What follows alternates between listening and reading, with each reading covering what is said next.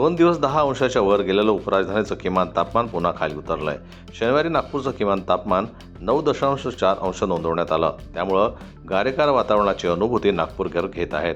विदर्भात गोंदियाची नोंदही सारखीच होती, मात्र ढगाळ वातावरणामुळे तापमान वाढेल व गारठा कमी होईल असा अंदाज वेधशाळांनं वर्तवला आहे।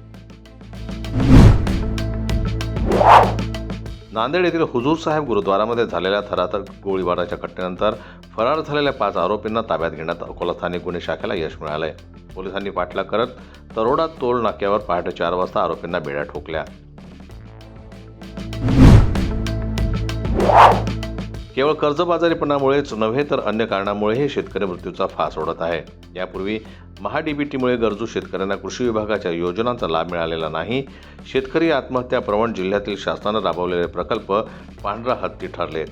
शेतकरी मिशनही विवंचनेतील शेतकऱ्यांना न्याय देऊ शकलेला नसल्याचं वास्तव आहे। त्यामुळे शेतकरी आत्महत्येचं सत्र सुरूच असल्याचं वास्तव आहे।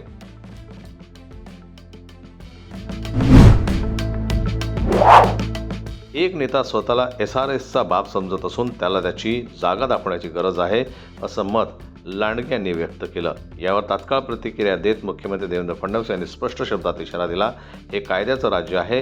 कोणी धमक्या देत असेल तर पोलीस त्याला त्याची जागा दाखवतील। देवेंद्र फडणवीस गृहमंत्री असताना धमक्या देण्याची कोणी हिंमत कशी होते, असा सवाल त्यांनी उपस्थित केला। ते पिंपरी चिंचवडमधील जाहीर सभेत बोलत होते। पिंपरी चिंचवडमधील राजकीय वातावरण कमालीचं तापलंय। उपमुख्यमंत्री अजित पवार आणि भाजप आमदार महेश लांडगे यांच्यातील कलगीतुरा आता वैयक्तिक आरोपांच्या स्तरावर पोहोचलाय। लांडगे यांनी अजित पवारांचा उल्लेख एकेरी भाषेत केल्यानं राजकीय वर्तुळात खळबळ उडाली असून या टीकेला उत्तर देण्यासाठी खुद्द सुनेत्रा पवार आता मैदानात उतरले आहेत। अहिल्यानगर हा शिवसेनेचा बालेकिल्ला आहे आणि तो कोणीही ढासळू शकत नाही।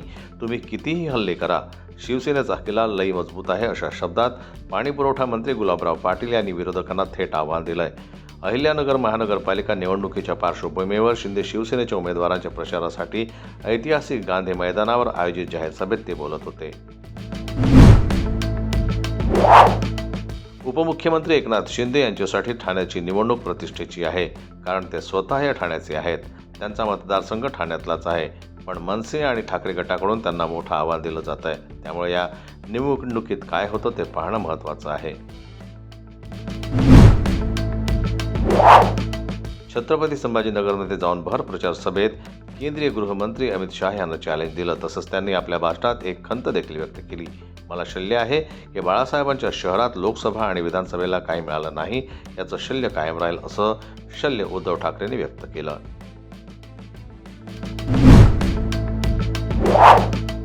मराठीतील नावाजलेले दिग्दर्शक रवी जाधव यांच्यासोबत तो सिनेमा करणार होता। सिनेमाची खूप चर्चा झाली, पण नंतर त्याबाबत काहीही म्हटलं गेलं नाही। तो सिनेमा होता बाल शिवाजी। मध्यंतरीच्या काळात छत्रपती शिवाजी महाराजांवर अनेक मराठी सिनेमे आले, मात्र रवी जाधव यांचा बाल शिवाजी हा सिनेमा काही रिलीज झाला नाही। या सिनेमातील आकाश ठोसरच्या लुकच्या पोस्टरनं सर्वांचीच मनं जिंकून घेतली होती। G5 वर प्रदर्शित होणाऱ्या हनीमूनची हत्या या डॉक्यू सिरीजची जबरदस्त चर्चा आहे। देशभरात वेगवेगळ्या ठिकाणी पत्नीनं केलेल्या पतीच्या निर्घृण हत्येच्या केसेसचा यामध्ये समावेश असेल।